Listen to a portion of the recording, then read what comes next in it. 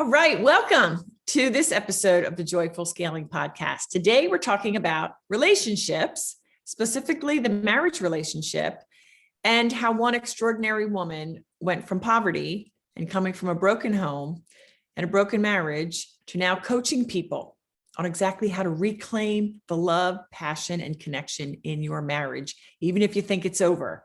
So look, this is usually a scaling business podcast, but we all have this thing called real life. And so when I met Shanon, I thought this is something I need to present to you. So let me tell you a little bit about Dr. Shanon Roberts. She incorporates faith in her practice, having built a Christian counseling center for 16 years before selling the business in 2020. She works with couples. She has worked with couples for 30 years. She now specializes in offering counseling intervention through faith-based counseling intensive. Let's say hello to Shanon. Hello. Thank you for having me. I'm so glad to be here today. Oh, my goodness. When we met in that mastermind, the networking mastermind we're a part of, I knew I had to have you on the show. So why don't we start with giving the ladies an understanding of where you come from? Because I think when you have the doctor at your name, sometimes we can just look and say, oh, well, she's like at a different level. And, seriously, right? Right. And so right. You're as down to earth and just a beautiful woman of the Lord. So tell us a little bit about your background. Okay. Born and raised in Oklahoma. So I bleed red with everybody else. I come from, a really kind of poor poverty background. Both of my parents married and divorced several different times throughout my childhood. I just say basically white trailer trash that was found the Lord, and he made me his daughter of the King. So I found the Lord at a young age, and through just a series of connections in the church as a resiliency factors. And then also just happened to be good at school. I was one of the first ones in my family to go to college, the only one that has gone to higher education.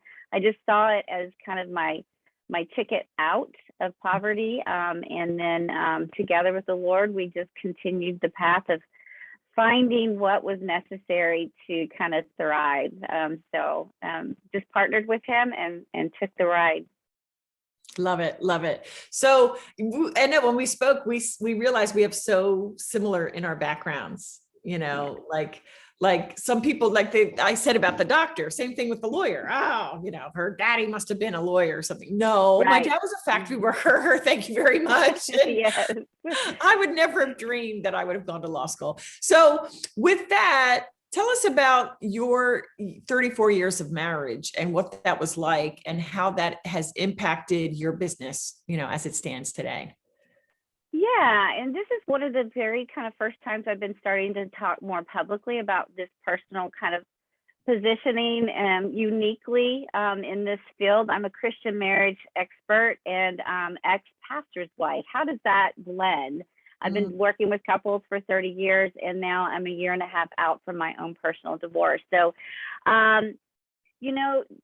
having worked with couples, I've had to really rely in this time in my life on my own personal principles and strategies. I get two beautiful individuals in my office, and they are both very willing to roll up their sleeves and say, we're going to gut this out. We're going to figure it out. We're not going to just survive. We're going to thrive. And it's so wonderful to partner and be that frontline, experienced person to be able to see God at work in the room and to work with you and through you and partnering with you. But that's not everybody's story, and would I have ever had thought that would be mine? No, I would have never chosen it, never thought it, never wanted it. But, God does work through pain and heartbreak, and he allows us to recreate our stories on the other side. And I am just not going to, settle for anything less than God's best for me. And unfortunately, not everyone gets the opportunity to have two people in the room that say they want to, work and work this through. So I'm in the process of figuring that out for myself. Sometimes I feel like that kind of takes me out of the ball league and being a marriage expert. But at other times, I'm absolutely like certain that I can, just like it says in Hebrews 11, that Jesus went through all of he did so that he could understand and the level of hurt and pain that we are in, and we can commiserate with him. I think I can understand the, absolute urgency that a lot of these couples feel in the room, saying, I don't want to lose my marriage and I want to work really hard, but it's painful and the process is hard. And so I think that that's a great professional balance, but a personal experience as well. Gosh, I love this. And, I have been in marriage counseling with the father of my children, who died in November of 2020. We have been divorced. But I remember being in the room, and I think he really wanted to work on it, but yet he chose work. Like, he felt like, I'm the provider, so I need to provide. And that's where, so just from what you said, it just came up for me when you said two people in the room, ready, willing, and able to say, okay, Dr. Shanon, I need to fix this. Tell me how. That's a beautiful thing, that when they come to that place of decision. What a gift. What a gift that, 50% of the couples in America are not getting that opportunity.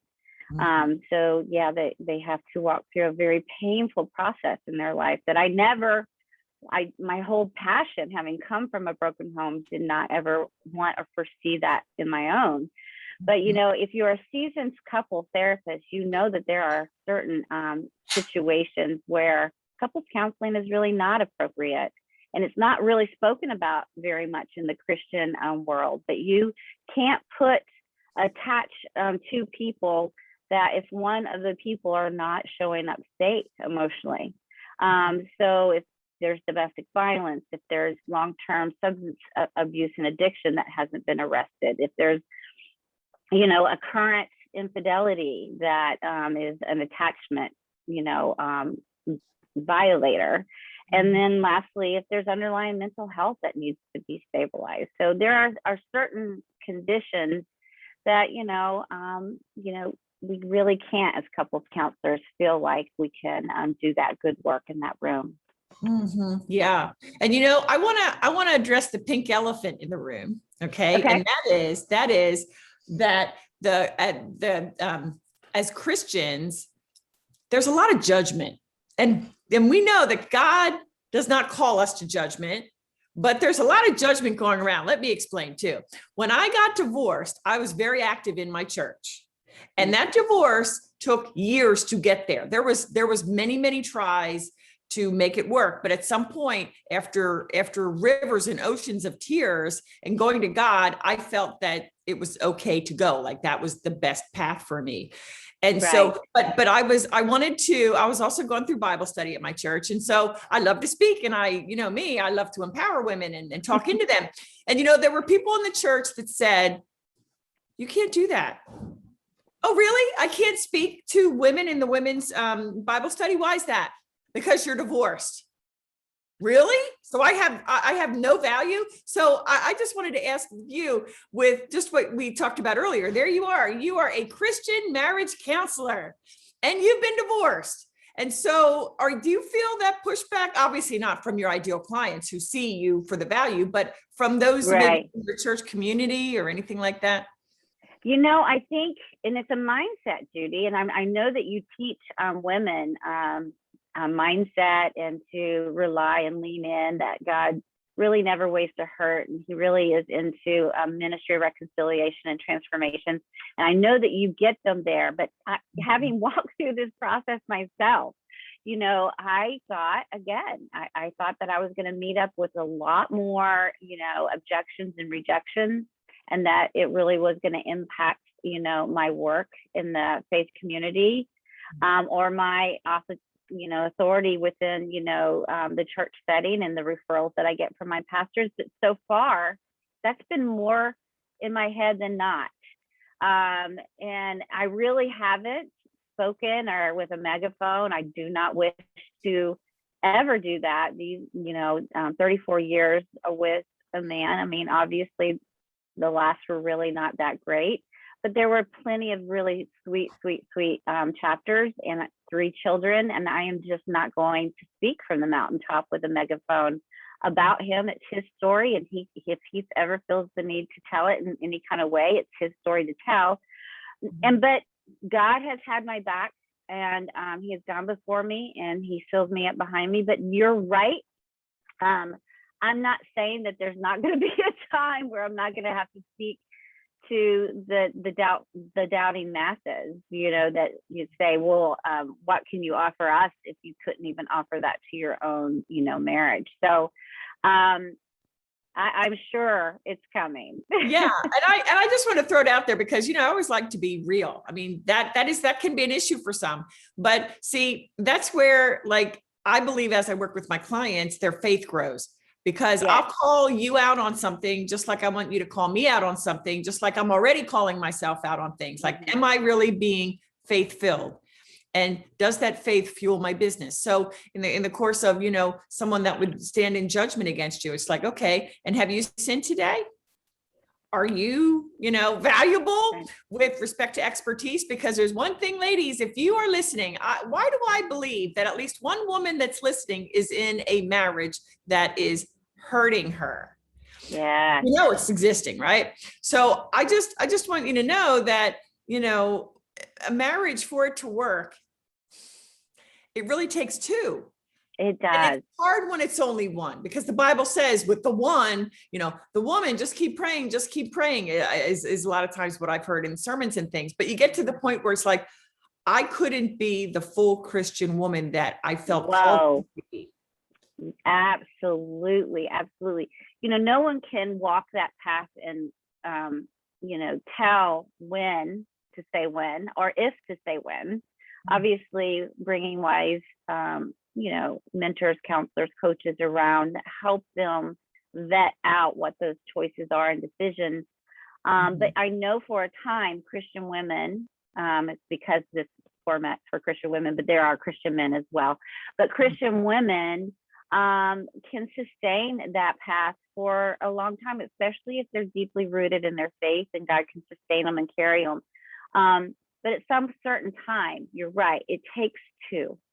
And if, in the process, they can't really kind of lean in and positively influence their counterpart, their partner, to lean in with them, they have some really hard choices, because what God's design is that, it's not good for man to be alone. His union of a man and a woman is kind of the basis of what his design is of health. That if that's going well, if that's in proper balance, then that's the secure base that we need to go out in this world and do our purpose. But when that's not going well, I mean, how many times have, we've had a disagreement or an argument with our spouse, and we've gone and to work, and the focus isn't there, the energy isn't there. It just really impacts us in such a negative kind of way. And so you have to figure out, how am I going to, and you said it, be the best version of who I am and how God created me and what our calling and purpose is, if I don't figure out how to thrive in my most basic relationship, or even if that's viable. And how does that hold me back if it's not? Yeah. I mean, a couple of things I want to say to that, because it's so good. My husband walked into this space. I'm having work done in my office. So here I am in the first floor. I am sitting in my kitchen living room area. And he chooses now to walk in and clank things and go into the fridge and everything else. Okay. Yeah. Now, he should have heard. And then I actually waved. I don't know if you saw, I was waving like, stop that. So, but you're right. That was kind of a funny thing, but I know that when we have arguments, it's really hard to get to work and focus. So to have that true inner joy and purpose, and yes. Absolutely. Yeah. And so for those women that are in that place that, it feels almost like, I mean, there is abuse and then stuff that feels like abuse. So if it's abuse, I tell you, get out.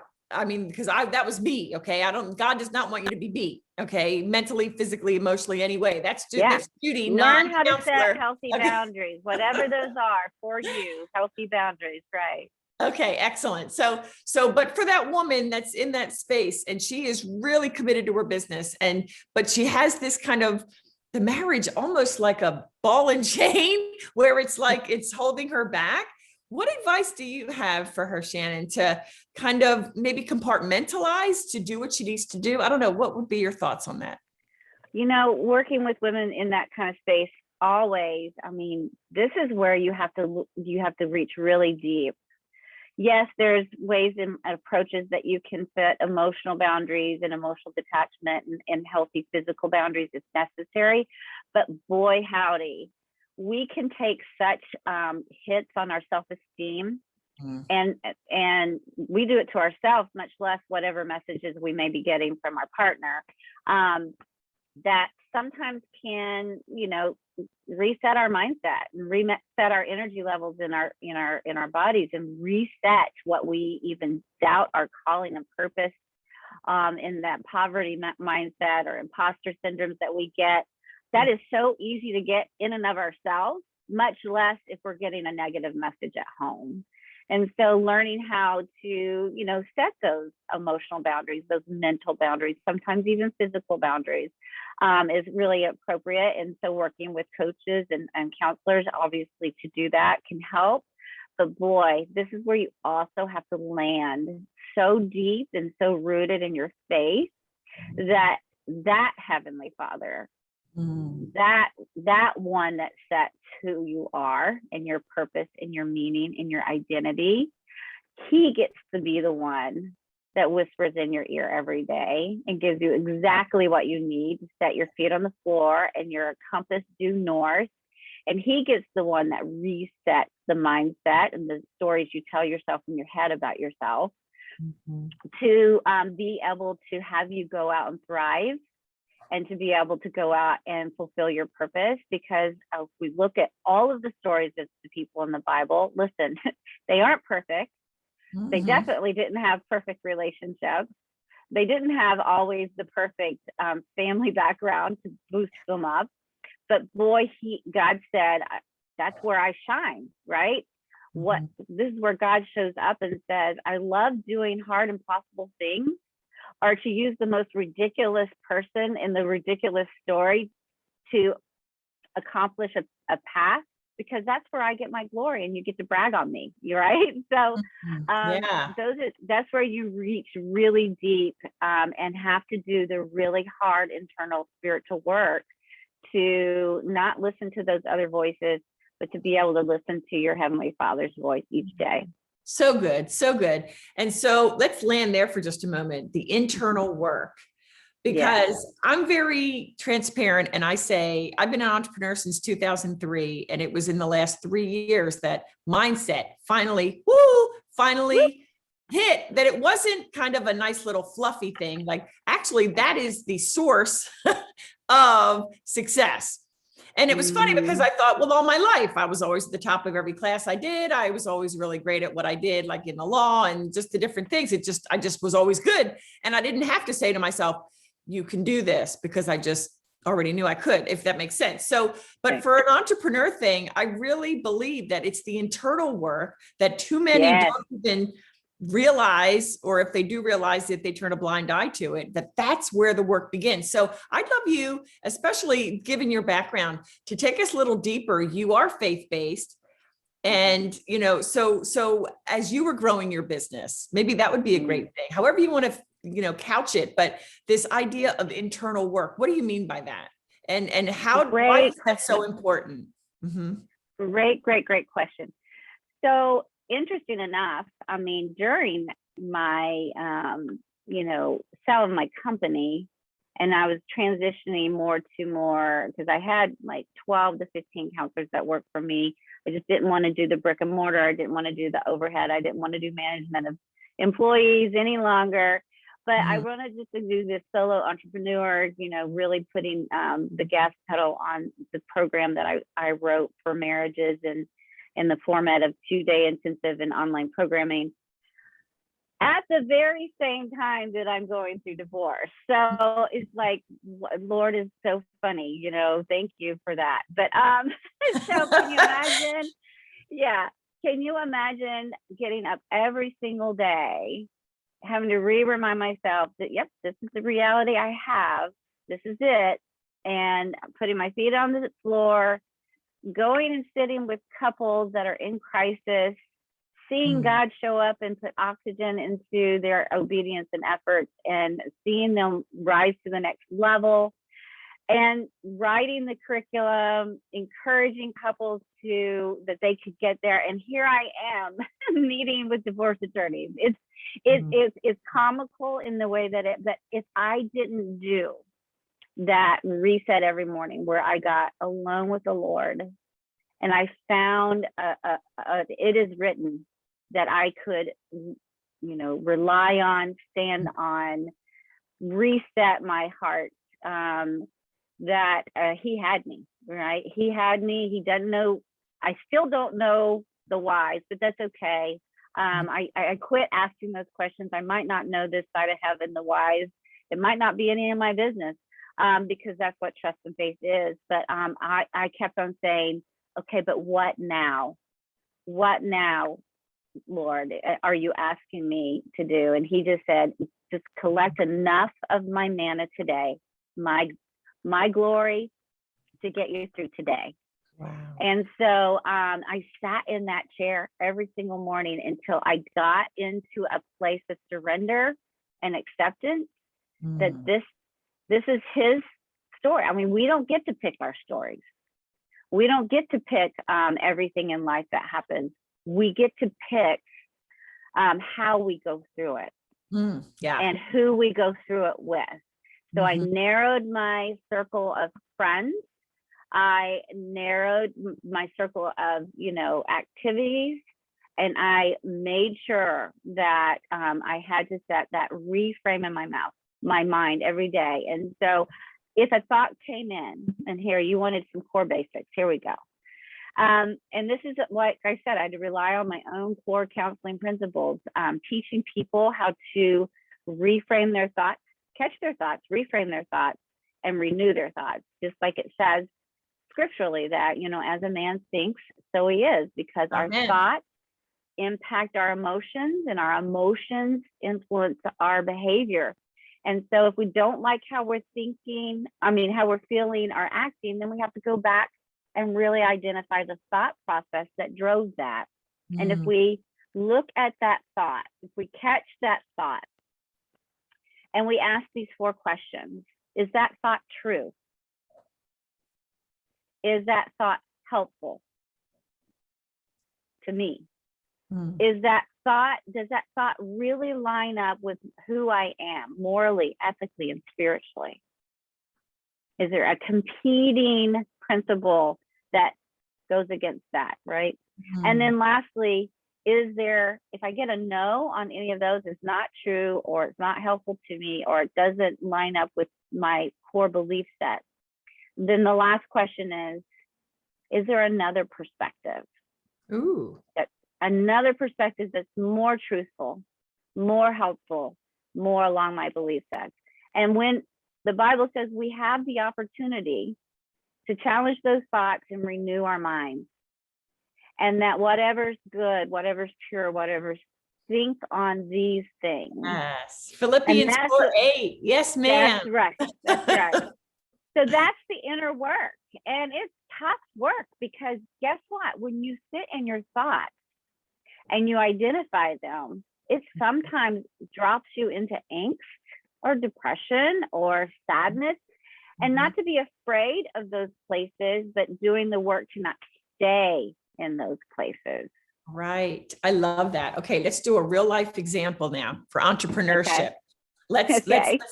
Let's set aside for a moment whatever issues we may be having with our husband, or even with our kids, because they can really throw us for a loop. They can throw us for a loop too. But just even as we're working, you know, I find this a lot with my clients when they're working on something, and let's just say social media, even though, because most of my clients hate it like I do, but they feel like it's a necessary evil. So I work through that with them. Well, Do you really have to be there? But let's just say something they're working on, and all of a sudden the thought becomes, I can't do this.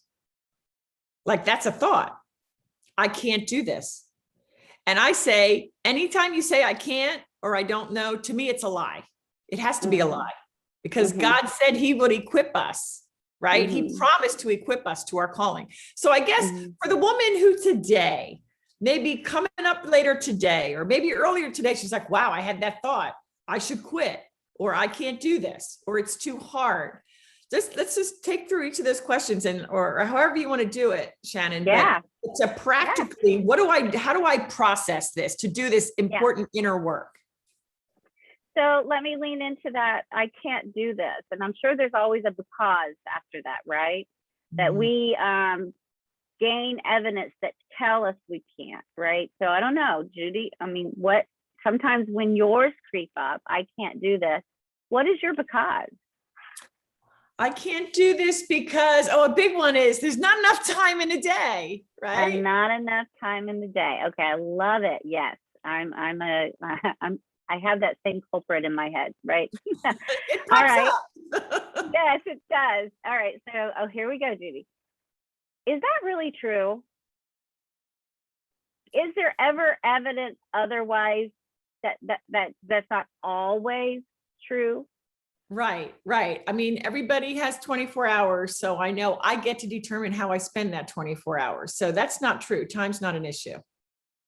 So sometimes you're saying to me, sometimes this statement isn't true, right? That there are times that it feels true today, but there are other times that you're saying that it isn't true, right? Right. So I'm wondering, when it isn't true, what is the thought then? I guess, you know what's so interesting about that? Because when you're doing something that you love, then it's like, I can do anything. But when you're doing a task in your work that's not really in your wheelhouse, and maybe you shouldn't even be doing it, that's when it creeps up. Okay. So what you're saying is, if we tweak this, I can't do this because I don't have enough time I just don't have enough time. What's more true is I do have time to do the things that I enjoy doing. And then I'm equipped to do. Right. So that's a more true statement. Okay. Well, let's talk about this next one. When you tell yourself, I can't do this because I don't have enough time, is that helpful to you to tell yourself? No, I think it's a form of self-sabotage, actually. Right. In fact, if your best friend was sitting on the couch with you and you're saying, yeah, I'm going to do this and this, and she stops you and says, wait a minute, Judy, there's no way that you're going to be able to do that. There's not enough time for you to do that. Would that be a friend that you would want to hang out with? Not at all. And you know what else came up for me, if we're being really real? I have always been the type of person where if someone says I can't, I'm going to say, oh yeah, watch. So that's also came up. Test me, right? Right.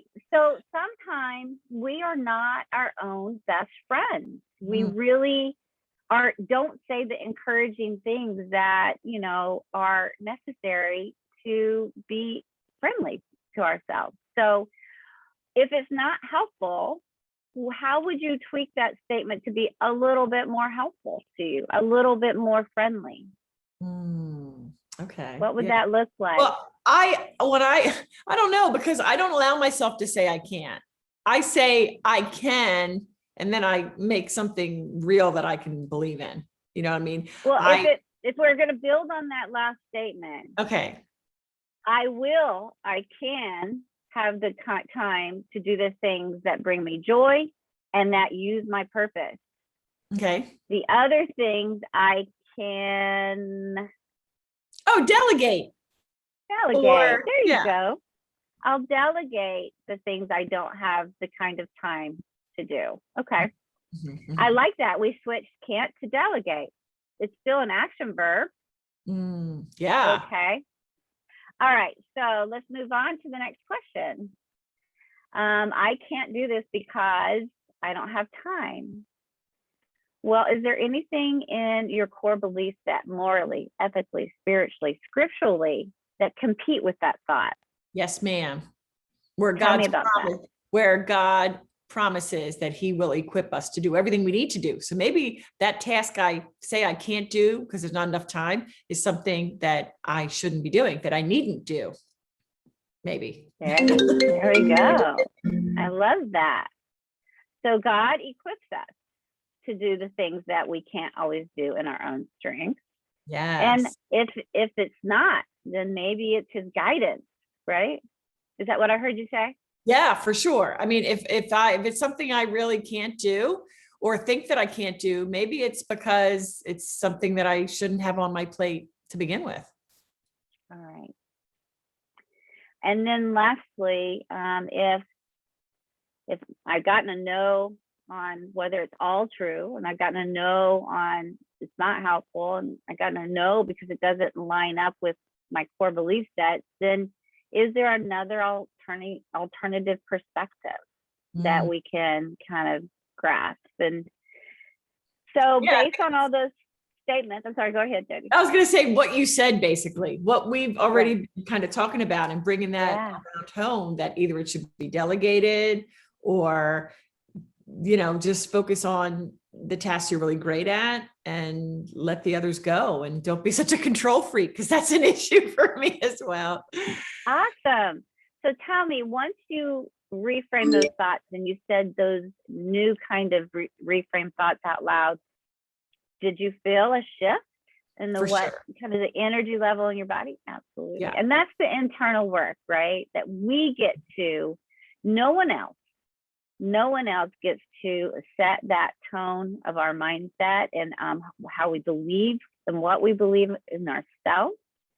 And if you are in kind of a darker kind of relationship, doing that mindset piece, that internal working piece to keep you going and grounded is even more necessary until you kind of figure out what your path is and what it looks like. That's so good, Shanon. And I just really want to emphasize, and then we're going to wrap up. Time goes too quickly. This is a great interview. I knew it would go fast. So what can we say? I want to impress upon everyone listening that this think work, like being aware of your thoughts, capturing the thoughts, and I forget exactly what you said. Renewing. Yeah. Mm-hmm. Yeah. And renewing your mind with it all, with the truth, capital T, of the Lord. I really want everyone listening to understand this is not optional work. Like, this is mandatory. So I'd love you to speak to that, Shanon. It is. And listen, even when I work with my couples, this is where we start. This is the groundwork, right? Because when we get to the altar, I mean, the mindset and the stories we tell ourselves about our partner in that moment is very different than as we kind of start going through life and inattention and, our family of origin issues and idiosyncrasies rise up, and then our betrayal and hurt wounds that aren't healed, and then a chronic disconnect cycle through arguments and things like that really erode the story we tell ourselves about our partner. And so we start doing this work where, okay, how can we create emotional and safety and security that will help move and shift our stories? So we can do this internal work ourselves. We can rely on God and our faith to help through the power of his Holy Spirit to shift in our emotional stories we tell ourselves about ourselves. And then if we do this really necessary work, science and the Bible say that our partner can also become our healing partner to help us move and shift the stories, not only about ourselves, about each other. And so there's 3 avenues, and we're all called to do this work. I mean, because it says biblically that, setting and guarding our hearts and our minds is what then produces the fruit in our lives. Wow. So good. So good. So that even if there's a woman listening that isn't in business, this work is still for you. It's for each one of us. Thank you so much, Absolutely. Shannon. That's amazing. Well, I want you to tell our audience about a 7-day webinar that's coming up yes. on March 7th. Tell us about that. Yes, March 7th is my next free 7-day webinar. You can go to shannonrobertscounseling.com/webinar to register. Shannon is spelled with one N. Again, shannonrobertscounseling.com/webinar.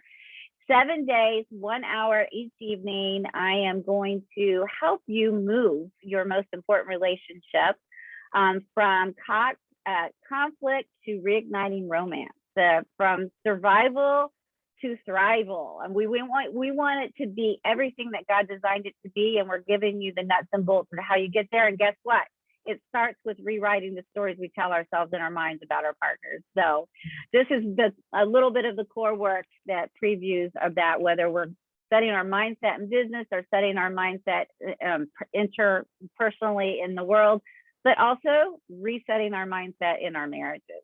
Yes, that is so good. And I'll be sure to drop that link into the show notes. And we're talking about perspective. My husband, okay, now a less mature me after this could go find him and scream at him, but instead I choose to say, you know what? He's a sweet man. He just was thirsty and he tried to be quiet. So it's about how we think about things. You just change the story in your head, which will change how you feel, which will change the actions that you do. Amen. That's right. I love it. Okay. So Shannon, where is the best place to find you besides in this webinar coming up? You can find me on Facebook, Shanon Roberts Counseling. You can find me on Instagram, Shanon Roberts Counseling, but my website, Shanon Roberts Counseling. Awesome. Shannon, thank you so much for being here. It's such a joy. All right. Thank you so much for having me. I appreciate it. You and all of your lovely community. Thank you. Thank you. Ladies, if you are listening on Apple and you love this episode and you enjoy listening every week when I bring you episode after episode, I need you to do me a quick favor. I need you to please pause right now and give us a rating and a review, because it'll help us to be up in the ranks and get this important message of God in business out into the world. So if you would do that, I would so appreciate it. Take a screenshot before you hit submit on the review, and my team will send you something special. So once again, thank you, Shannon. Thank you all, ladies, for listening, and we will see you next time.